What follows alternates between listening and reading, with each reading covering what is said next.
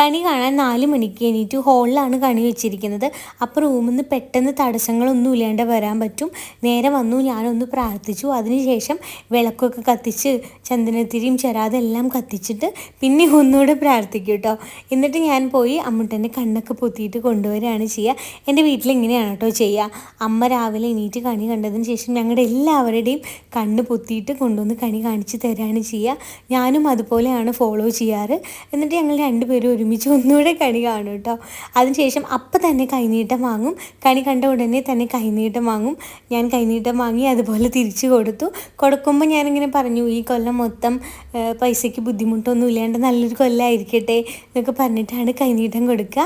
അതിനുശേഷം ഞങ്ങളിവിടെ fire crackers ഒന്നും കിട്ടില്ല, കുറച്ച് കമ്പിത്തിരി വാങ്ങിയിട്ട് അഡ്ജസ്റ്റ് ചെയ്തു. എന്നാലും നമുക്കൊരു വിഷുവിൻ്റെ വൈബ് കിട്ടുമല്ലോ. എന്നിട്ട് അതിന് വേണ്ടിയിട്ട് ഞങ്ങൾ കമ്പിത്തിരൊക്കെ വാങ്ങിയിട്ടുണ്ടായിരുന്നു. പിന്നെ കുറച്ച് നേരം കമ്പിത്തിരൊക്കെ കത്തിച്ചു കേട്ടോ. അപ്പോൾ എല്ലാവർക്കും ഞങ്ങൾ രണ്ടുപേരെയും ഹൃദയം നിറഞ്ഞ വിഷു ആശംസകൾ. എല്ലാവരും നന്നായിട്ടിരിക്കട്ടെ കേട്ടോ. അപ്പോൾ ഓക്കെ, ബായ്.